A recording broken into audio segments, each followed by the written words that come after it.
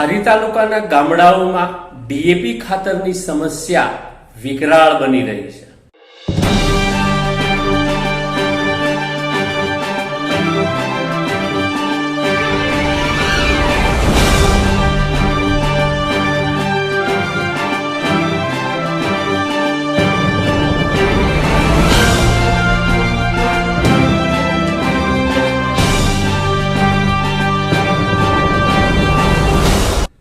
અમરેલી જિલ્લામાં ભાજપ સત્તા પર છે।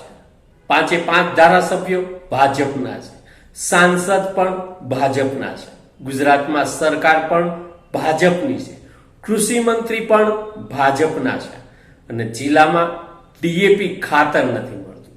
ખેડૂતો હેરાન બન્યા છે। ભાજપની જૂથવાદી જે આંતરિક વિખવાદ છે અને એ જૂથબંધીના કારણે ખાતર નથી મળતું। ચલાલા પૂર્વ નગરપાલિકાના પ્રમુખે આપી પ્રતિક્રિયા, જો ખાતર ન મળ્યું તો આંદોલન થશે।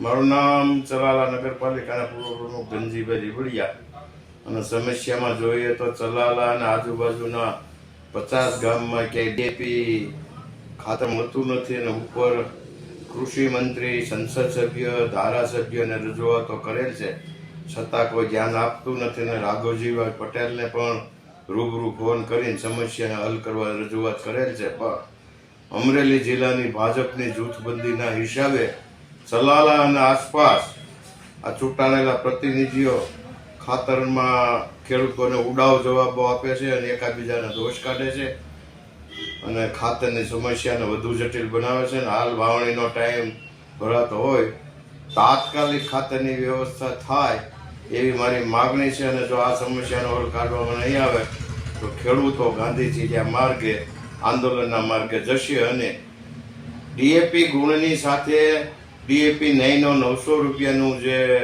ખાતર ઉપયોગમાં નથી લેવાતું એ પણ પરાણે આપી, જ્યાં એવો કોઈ નિયમ નથી કે ખાતરની બેગ સાથે ડીએપી 900 આપવું છતાં પરાણે આપે છે અને ન લે તો એ ખેડૂતોને ખાતર પણ આપતા નથી।